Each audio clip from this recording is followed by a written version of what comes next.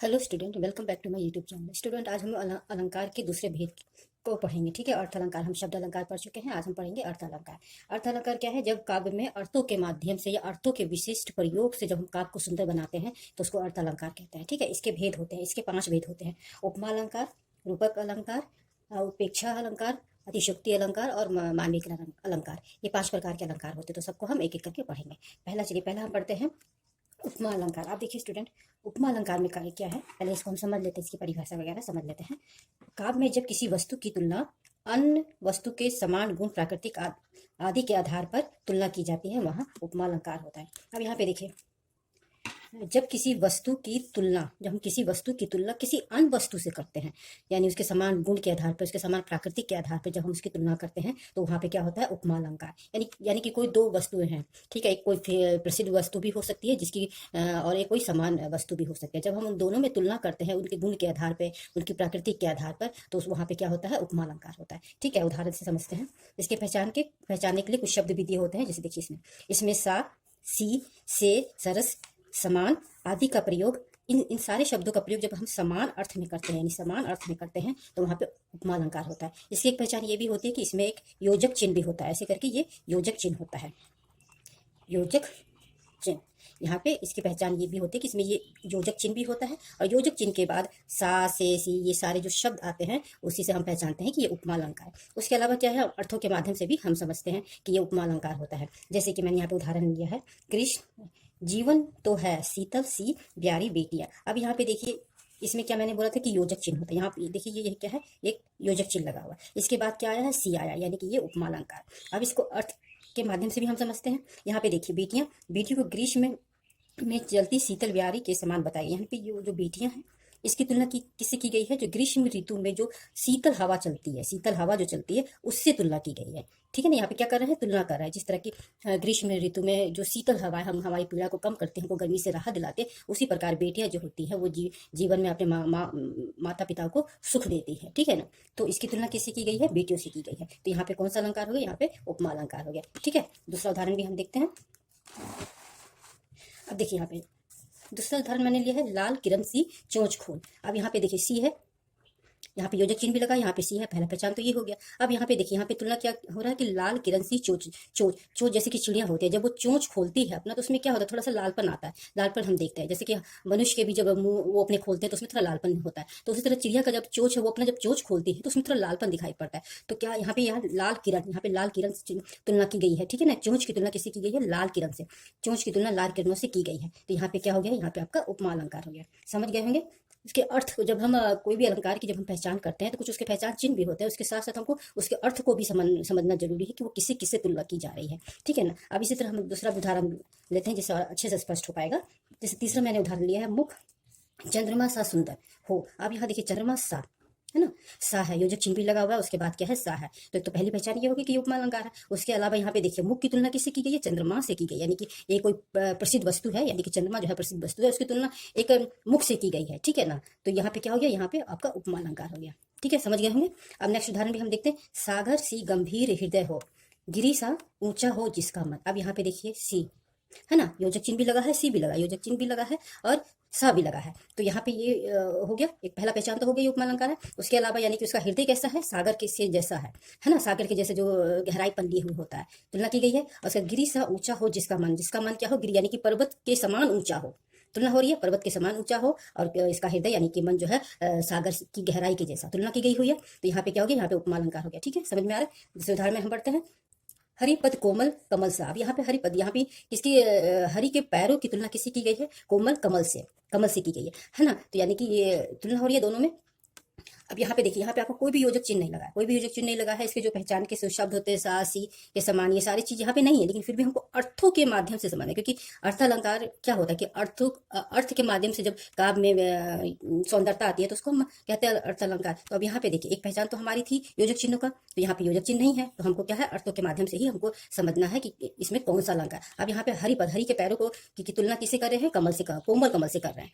ठीक है, हो गया यहाँ पे उपमा अलंकार। अब आते हैं नेक्स्ट उदाहरण में, पीपल पात सरस मन डोले। अब यहाँ पे देखिए, पीपल पात मीन्स होता है पीपल का पत्ता, है ना। पीपल पात होता है यानी कि पीपल का पत्ता। अब यहाँ पे इसकी तुलना किससे की गई? हमारे मन से। जिस तरह की पीपल के पत्ते हवा के झोंकों से इधर उधर डोलता रहता है, उसी प्रकार उसकी तुलना हमारे मन से की गई है। ये मन के डोलने की तुलना पीपल के पत्तों से की गई है। यहाँ पे समझ गया इसकी तुलना किससे की है, यानी कि हमारे जो मन है उसकी तुलना किससे की गई है? पीपल के पत्तों से। जिस प्रकार हमारा मन यहाँ विषय को लेकर के, उसी प्रकार हल्की सी हवा से पीपल का पत्ता भी डोलने लगता है, इसी तरह इसीलिए यहाँ पे पीपल के पत्ते और मन की तुलना की गई है। समझ में आ गया होगा ये आपको उपमा अलंकार, इसके उपमा अलंकार की पहचान भी समझ में आ गई होगी। अब हम नेक्स्ट अलंकार की ओर बढ़ते हैं, रूपक अलंकार। अब देखिए रूपक अलंकार में क्या है, पहले हम इसके परिभाषा को समझते हैं। गुण की समानता दर्शाने के लिए जिस अलंकार का उपमेय और उपमान को अभिन्न रूप से जोड़ा जाता है उसे उपमा अलंकार कहते हैं, सॉरी उसे रूपक अलंकार कहते हैं। अब यहाँ पे देखिए स्टूडेंट, इसको थोड़ा समझते हैं। गुणों की समानता दर्शाने के लिए, गुणों की समानता, ठीक है ना। यहाँ पे आपको क्या है, दो भिन्न वस्तुएं, यानी कि हम जब भी तुलना करते हैं दो भिन्न वस्तु से ही करते हैं। यहाँ पे आपके पास दो भिन्न वस्तुएं लेकिन समान गुणों के आधार पर वो एक जैसे ही लग रहे हैं, है ना, एक जैसे ही लग रहे हैं।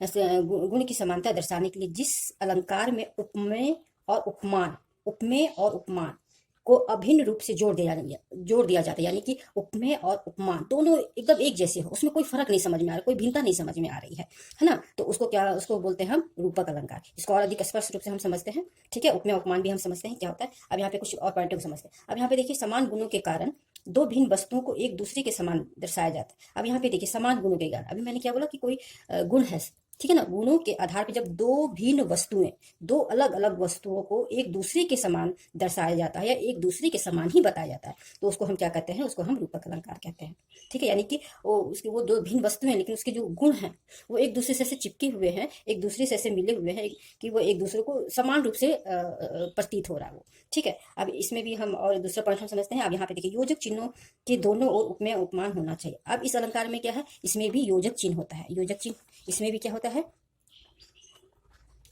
योजक चिन्ह।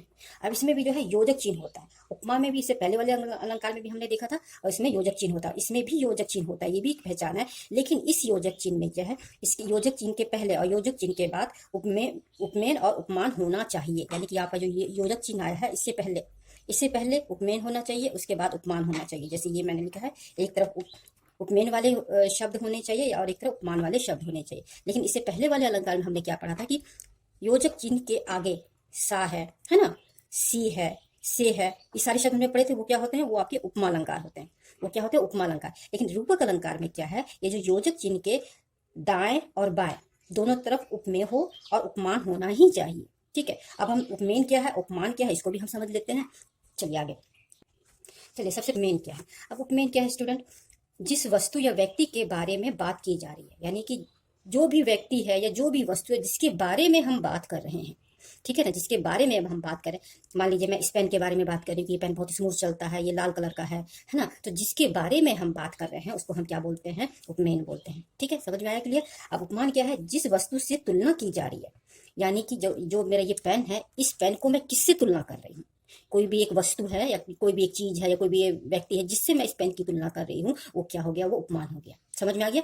उपमेय क्या है, उपमेय क्या है, जिसके बारे में हम बात कर रहे हैं या जिसके बारे में हम वर्णन कर रहे हैं। उपमान क्या है, हम जिससे उसकी तुलना कर रहे हैं, ठीक है, जिससे हम तुलना करें, जिस वस्तु से, जिस व्यक्ति से या जिस चीज से हम उसकी तुलना करते हैं तो उसको उपमान कहते हैं। क्लियर हो गया ये उपमेय और उपमान। चलिए आगे हम उदाहरण देखते हैं।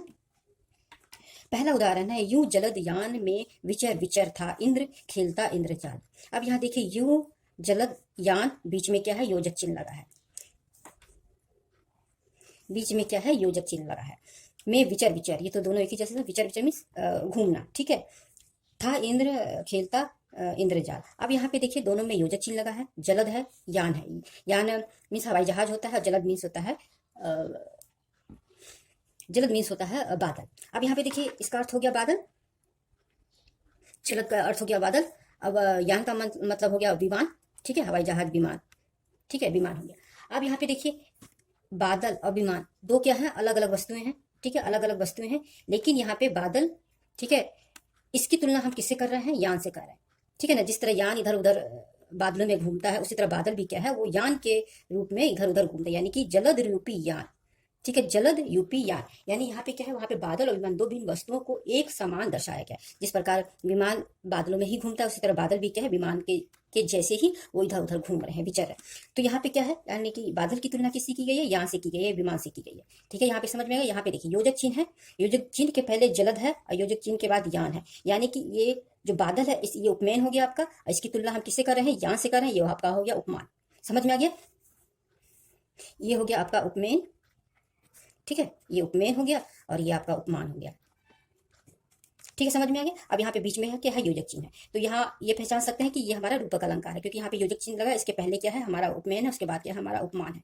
लेकिन यमक सॉरी उपमा अलंकार में, उपमा अलंकार में यहाँ पे मैं लिखती हूँ, उपमा अलंकार में क्या है, ये जो हमारा योजक चिन्ह है, योजक चिन्ह के बाद सा आता है, से आता है, से आता है, यानी कि यहाँ किसी से तुलना वाले शब्द आते हैं यहाँ पे। तो ये क्या हो गया, उपमा, उपमा अलंकार और रूपक अलंकार, इस तरह दोनों अलग अलग हैं। समझ में आ गया होगा। रूपक अलंकार में क्या है, उसके पहले आपको उपमेन होगा, योजक चिन्ह के पहले उपमेन होगा और जो योजक चिन्ह के बाद आपका उपमान होगा। इससे आप इसकी पहचान कर सकते हैं। उसके अलावा अर्थों के माध्यम से भी इसकी पहचान कर सकते हैं, जैसे कि यहाँ पे हुआ कि जलद रूपी यान। ठीक है ना, जलद रूपी यान यानी कि बादल रूपी यान, विमान। ठीक है, आगे बढ़ते हैं हम लोग। अब देखिए दूसरा उदाहरण मैंने लिखा, मैया मैं तो चंद्र खिलौना ले हूँ। अब यहाँ पे देखिए, यहाँ पे भी योजक चिन्ह लगा है, लेकिन योजक चिन्ह के पहले भी एक शब्द है, योजक चिन्ह के बाद भी एक शब्द है ना। तो ये पहली पहचान यहाँ पे हमारी क्या हो गई, ये हमारा उपमा अलंकार है, क्योंकि योजक चिन्ह के बाद ऐसा सा से सी या कोई समान ऐसे अर्थ वाले नहीं है ना, सा से सी ऐसे शब्द नहीं है। अब यहाँ पे देखिए ये चंद्र है, ये खिलौना है, यानी कि चंद्र रूपी खिलौना। चंद्र क्या हो गया आपका, उपमान हो गया, और खिलौना क्या, उपमेन हो गया, और चंद्र क्या है, सॉरी चंद्र क्या है आपका, उपमेन हो गया, और खिलौना क्या हो गया आपका, उपमान, यानी कि चंद्र, चंदा मामा। चंदा मामा की तुलना किससे की गई है, खिलौने से की गई है। ठीक है, जिस प्रकार चंदा मामा खूबसूरत होता है, उसी प्रकार उसी तरह जो खिलौना भी है, जो वो भी उसी तरह खूबसूरत है जिस प्रकार की चंद्रमा होता है। यहाँ पे समझ गए, उपमेन उपमान समझ गए हैं। और यहाँ पे योजक चिन्ह है, योजक चिन्ह के दाएं और बाएं दोनों तरह ऐसे शब्द हैं जो उपमेन और उपमान है। तो इस प्रकार ये क्या हो गया, ये आपके रूपक अलंकार हो गया। ठीक है, क्लियर हो गया रूपक अलंकार की पहचान। अब यहाँ पे देखिए इसका भी स्पष्टीकरण है, क्योंकि यहाँ पे चंद्रमा का सुंदर आकार कृष्ण को एक प्यारे खिलौने के समान लग रहा है, वह उसे लेने की हट कर रहे हैं। अब यहाँ पे क्या है कि जो चंद्रमा है, चंद्रमा तो बहुत खूबसूरत होता है, वो आकार में बहुत ही खूबसूरत होता है। उसके आकार, उसके जो चंद्रमा का जो आकार है, जिस प्रकार वो चंद्रमा प्यारा लग रहा है, उसी प्रकार एक खिलौना भी है जो उसी के जैसे ही सुंदर है, उसी के समान ही सुंदर, यानी कि दोनों में कोई फर्क नहीं है। कृष्ण जी को जितना सुंदर वो चंद्रमा लग रहा है, उतना ही सुंदर वो खिलौना भी लग रहा है, यानी कि वो दोनों में किसी तरह का कोई भी उनको भेद समझ में नहीं आ रहा, उनको लग रहा है कि दोनों चीज एक ही है। तो इसीलिए यहाँ पे कहा गया है कि चंद्र रूपी खिलौना। समझ में आ गया होगा ये अलंकार। आगे बढ़ते हैं। आगे देखिए स्टूडेंट, मैंने कुछ और उदाहरण लिए हैं। यहाँ पे देखिए, आए महंत, बीच में ये है योजक चिन्ह है बसंत, आए महंत बसंत। अब यहाँ पे महंत जो है वो साधु सन्यासी होते हैं, बसंत है बसंत ऋतु।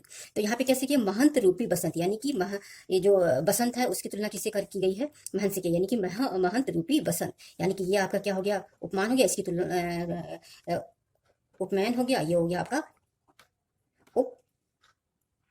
उपमान हो गया। ठीक है, समझ में आ रहा है ना कि इसकी तुलना किसी की गई है, बसंत से की गई है। नेक्स्ट उदाहरण है, चरण कोमल बंदो हरि राई। अब यहाँ पे देखिए चरण रूपी कमल। ठीक है, यहाँ पे क्या है, चरण रूपी कमल की वंदना हो रही है। अब यहाँ पे ये चरण आपका क्या हो गया, उपमेय, यानी कि इसके बारे में कहा जा रहा है। ठीक है, अब इसकी तुलना किसी की जा रही है, कमल से, यानी कि ये आपका क्या हो गया, उपमान। समझ में आ गया। चलिए आगे बढ़ते हैं। विज्ञान यान पर बढ़ी हुई सभ्यता डूबने जाती है। अब यहाँ देखिए इसमें भी योजक चिन्ह है, इसमें भी योजक चिन्ह है। ठीक है, तो यहाँ पे क्या है, विज्ञान रूपी यान। ठीक है, विज्ञान, इसमें ये आपका उपमेय हो गया, ये आपका उपमान हो गया, यानी कि जिस वस्तु की के बारे में हम बात कर रहे हैं और जिस वस्तु से हम तुलना कर रहे हैं। ठीक है, तो इसमें क्या हो गया, विज्ञान रूपी यान, यहाँ के ये भी आपका क्या हो गया, रूपक अलंकार हो गया। अब समझ गए होंगे, रूपक अलंकार और उपमा अलंकार में दोनों में ही योजक चिन्ह होता है, लेकिन उसमें कुछ अंतर भी है। इसमें क्या है, रूपक अलंकार में क्या है, दाएं और बाएं और आपके उपमेय और उपमान वाले शब्द होंगे, और उपमा अलंकार में क्या है, उसमें योजक चिन्ह के बाद सा होगा, सी होगा, से होगा, ये सारे शब्द होंगे। ठीक है, दोनों में आप अंतर समझ गए होंगे। आगे हम बढ़ते हैं, उपेक्षा अलंकार। उपेक्षा अलंकार, अब इसमें हम समझते हैं थोड़ा, जहाँ उपमेय में उपमान के होने की संभावना की जाती है, वहाँ उपेक्षा अलंकार होता है। जहाँ पे उपमेय में उपमान की कल्पना की जा रही है, यानी संभावना हो रही है, यानी कि इसमें जिस वस्तु के बारे में हम बात कर रहे हैं और जिससे हम उसकी तुलना कर रहे हैं, उसमें क्या है, उसमें उपमेय में उपमान के होने की संभावना कर रहे हैं। ठीक है, उसमें हम कल्पना करें, इसमें इसका जो प्रमुख ये होता है, तथ्य होता है, वो उसमें कल्पना की जाए, यानी कवि ने कुछ कल्पना की है। ठीक है, उसी कल्पना को भी हम भी उसको वैसे ही कल्पना कर रहे हैं। ठीक है, उसमें हम कोई परिवर्तन नहीं कर सकते हैं, यानी कि उपमेय और उपमान दोनों उपमेय में उपमान की संभावना हो रही है, कल्पना की जा रही है। ठीक है, आगे हम और समझते हैं आगे और अच्छे से क्लियर हो जाएगा कुछ बिंदुओं को। अब देखिए, इस अलंकार का अर्थ होता है, उपेक्षा अलंकार का अर्थ होता है संभावना या फिर कल्पना। जैसे मैंने भी बताया, इसमें मात्र कल्पना हो रही है या कोई संभावना हम कर रहे हैं कि ऐसी संभावना ही है।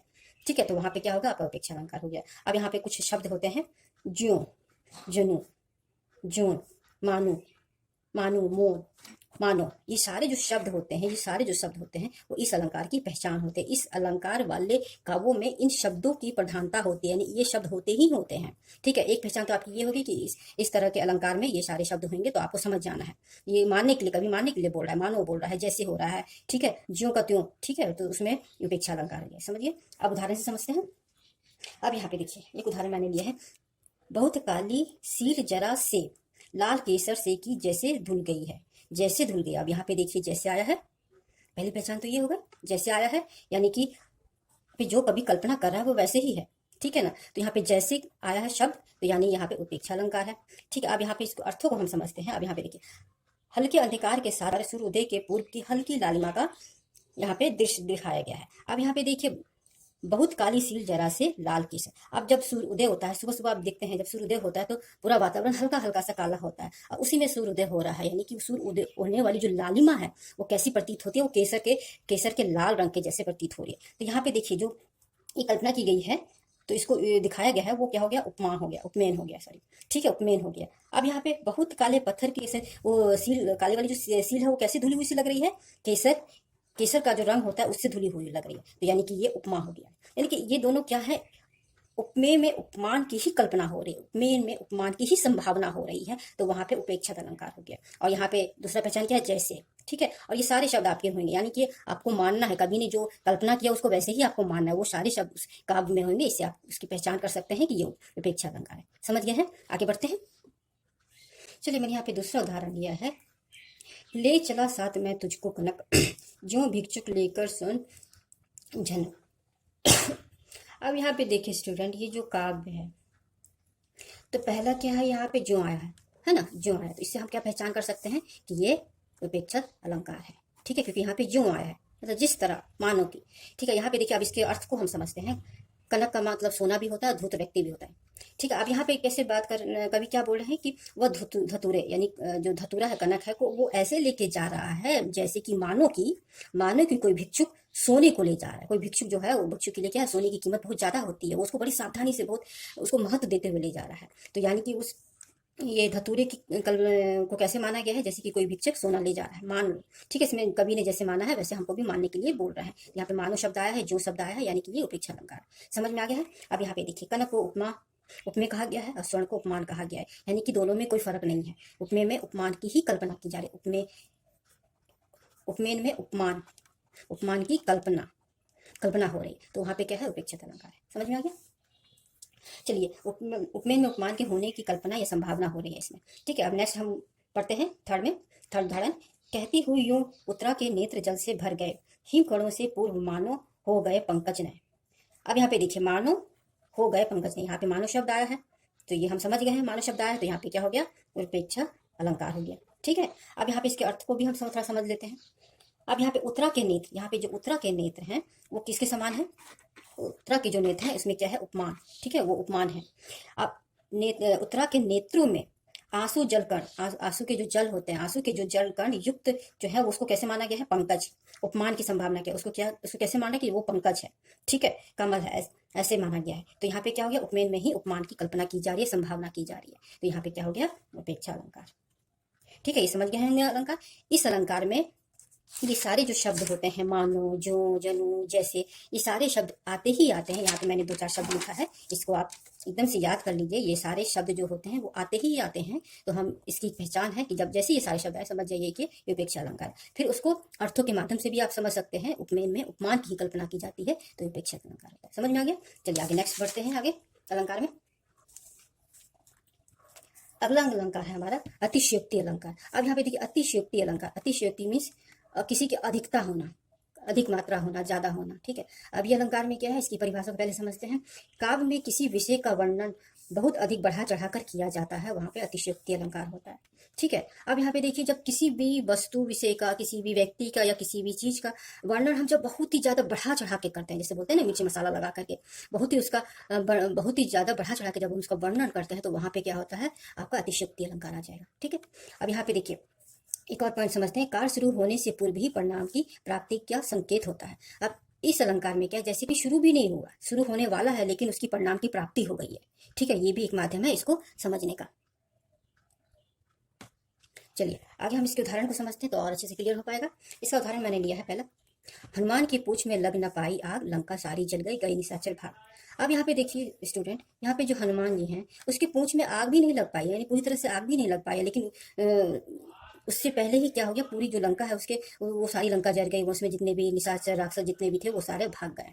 ठीक है, यहाँ पे क्या हो रहा है कि जब कार्य शुरू भी नहीं हो पाया, लेकिन उससे पहले ही यहाँ पे परिणाम की प्राप्ति का संकेत हो गया है। ठीक है, अब यहाँ पे देखिए, यहाँ पे हनुमान जी की पूंछ में पूरी तरह से आने से पहले ही यह दर्शा दिया गया है कि सारी लंका जल गई है और सब निशाचर गए हैं भाग।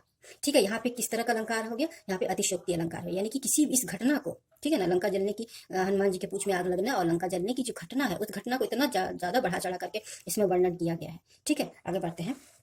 एक और उदाहरण मैंने लिया है, आगे नदियां पड़ी अपार, घोड़ा कैसे उतरे पार, राणा ने देखा इस पार, तब तक घोड़ा था उस पार। अब यहाँ पे देखिए स्टूडेंट, इस वाक्य में भी क्या है कि हम राणा जी जो है, कोई राजा है, राणा जी राजा है, वो घोड़े पर सवार है, आगे देख रहे हैं कि नदी बहुत बड़ी है, नदियां अपार, बहुत बड़ी नदी है, वो सोच रहे हैं कि इस नदी को मैं कैसे पार करूं, लेकिन तब तक उन्होंने क्या देखा कि उसका घोड़ा जो है वो उस पार पहुंच चुका था, यानी कि वो भी सोच ही रहे हैं कि कैसे पार करूं, तब तक क्या हो गया, परिणाम आ गया। परिणाम क्या आ गया कि उसका घोड़ा और वो दोनों नदी के उस पार पहुंच गए। तो यहाँ पे क्या है, यहाँ पे अतिशयोक्ति अलंकार है, क्योंकि यहाँ पे किसी भी स्थिति को बहुत बढ़ा चढ़ा करके इसका वर्णन किया गया है। तो यहाँ पे कौन सा अलंकार हो गया, यहाँ पे अतिशयोक्ति अलंकार हो गया। समझ में आ गया होगा। एक और उदाहरण मैंने लिया है, देख लो संकेत नगरी है यहाँ, स्वर्ग से मिलने गगन को जा रही है। अब यहाँ पे क्या बोल रहे हैं कि कोई नगरी है, ठीक है ना, कि उसके कोई नगर है, उसमें भवन होते हैं, भवन इतने ऊंचे ऊंचे हैं, उस नगर के भवन इतने ऊंचे ऊंचे हैं कि वो आकाश को छू रही है, यानी कि वो गगन को, गगन के ऊपर जो स्वर्ग होता है, कहते हैं ना गगन के ऊपर स्वर्ग है, उससे वो मिल रही है, यानी कि उसके माध्यम से हम स्वर्ग भी पहुंच सकते हैं। यानी कि यहाँ पे उस नगरी के जो भवन है, मकान है, वो इतने ऊंचे ऊंचे हैं कि वो स्वर्ग के तक पहुंच रहे हैं, यानी कि बहुत अतिशयोक्ति हो रही है यहाँ, है ना, इसको बहुत ज्यादा बढ़ा चढ़ा के बात किया जा रहा है। चलिए आगे उदाहरण की ओर बढ़ते हैं। अब यहाँ पे आपका लास्ट अलंकार है, अर्थालंकार में का जो लास्ट है वो मानवीकरण अलंकार है। अब इस मानवीकरण अलंकार की पहले हम परिभाषा को समझते हैं। अब यहाँ पे देखिए, काव्य में निर्जीव जड़ वस्तु या प्राकृतिक को मानवीय चेष्टाओं करते हुए दर्शाना ही मानवीकरण अलंकार। अब यहाँ पे देखिए, निर्जीव जड़ वस्तु क्या होती है, जिसमें कोई जान नहीं होती, कोई प्राणी होती है, ठीक है, वो निर्जीव वस्तु है। जैसे पत्थर हो गया, कोई सामान हो गया, जिसमें कोई जीवन नहीं है। या फिर प्राकृतिक की जो प्राकृतिक है, जैसे कि पेड़ पौधे, नदी नाले, ठीक है, इसको हम मानवीय चेष्टा जिस तरह मानव अपने हाव भाव दिखाते हैं, ठीक है, वो मानवीय हाव भाव कर, यानी कि वो मानव के रूप में ही वो अपने हाव भाव प्रकट कर रही है, दर्शा रही है। तो वहां पे क्या होगा, मानवीकरण अलंकार हो गया। अब इसको और हम उदाहरण से समझते तो और अच्छे से समझ में आएगा। अब यहाँ पे देखिए एक उदाहरण लिया है, सागर के उर पर नाच नाच करती हैं लहरें मधुर गान। अब देखिए, सागर के उर पर, यानी कि सागर के हृदय पर नाच नाच करती हैं लहरें मधुर गान। अब उस पर जैसे कि कोई नृत्य करने वाली जो कन्याएं हैं, वो किस तरह के नृत्य करती है, उसके हाव भाव, जब वो नृत्य करते हैं तो उसके हाथ और पैर की जो आकृति होती है वो अलग अलग होती है, फिर वो अपने मुंह से गाती भी है, गाना भी गाती है। तो यहाँ पे क्या क्या है, जो सागर है वो, उसकी जो लहरें हैं वो मानव के जैसे के तरह ही अपने हाव भाव को प्रकट कर रही है। जिस प्रकार की नृत्य करने वाली जो कन्याएं हैं, महिलाएं हैं, जिस प्रकार नृत्य करती हैं, अपने हाथ और पांव के आकारों को घुमाती हैं और गाना गाती हैं, उसी तरह यहाँ पे सागर की लहरें भी करते हैं। यानी कि यहाँ पे क्या हो गया, मानवीय अलंकार, वो मानव के जैसे व्यवहार कर रही है ना। चलिए अब यहाँ पे देखिए इस पंक्ति का स्पष्टीकरण, इन पंक्तियों में समुद्र की लहरें नाचते गाते हुए दिखाई गई हैं। नाचना गाना क्या हो गया, ये मानवीय चेष्टा है। समझ में आ गया। जो मेघ है, इसको मेघ कैसे आ रही है, जिस तरह आदमी कभी किसी के घर जाता है या कहीं और जाता है तो बहुत बन ठन के जाता है, अच्छे से कपड़ा पहनता है, टोपी मफलर चश्मा सब लगाता है, और मेघ भी क्या कर रहे हैं, बड़े बन ठन के आ रहे हैं। यहाँ पे क्या हो गया, मेघ जो है वो मानवीय चेष्टाएं जैसे कर रहे हैं, मानव लोग जिस तरह के व्यवहार कर रहे हैं उस तरह का व्यवहार क्या कर रहा है, ये मेघ भी कर रहे हैं। यहाँ पे मानवीय कला अलंकार हो गया। ठीक है, अब यहाँ पे देखिए, कई दिनों तक चूल्हा रोया चक्की रही उदास। अब यहाँ पे देखिए, चूल्हा रोया चक्की रही उदास। अब यहाँ देखिए, चूल्हा क्या है, चक्की क्या है, निर्जीव वस्तु है, इसमें कोई जान नहीं है, लेकिन फिर भी चूल्हा को रोते हुए दर्शाया गया है और चक्की को उदास दुखी दर्शाया गया। तो यहाँ पे कौन सा अलंकार हो गया, यहाँ पे मानवीय कला अलंकार हो गया। समझ में आ गया। लास्ट उदाहरण है, एक दिवस सूरज ने सोचा छुट्टी ले लेने की बात, सोचा कुछ पल सुकून मिलेगा चलते दो धरती पर रात। अब यहाँ पे देखिए सूरज, सूरज क्या सोच रहा है कि मैं डेली तो उगता हूँ, ठीक है, वो अपना डेली नित्य काम करता है, लेकिन वो सोचता है कि नहीं, मैं आज छुट्टी ले लेता हूँ और आज सुकून से रहूंगा, धरती पर जो रात चल रही है चलने दो, ठीक है। जिस तरह मानव लोग भी होते हैं, जैसे इंसान लोग भी, जैसे संडे की छुट्टी मिल गई, रविवार की छुट्टी मिल गई, तो उनको क्या लगता है कि चलो आज सारा काम छोड़ करके आराम करते हैं, रेस्ट करते हैं। उसी प्रकार सूरज भी सोच रहे हैं। यहाँ पे क्या हो गया, मानवीय चेष्टाएं आ गई, यानी कि सूरज क्या कर रहे हैं, मानवीय चेष्टाओं की तरह व्यवहार कर रहे हैं। तो यहाँ पे क्या हो गया, मानवीयकरण अलंकार हो गया। ठीक है, तो सारे अलंकार हमने देख लिया है, सारे अलंकार आपको समझ में आ गए हो।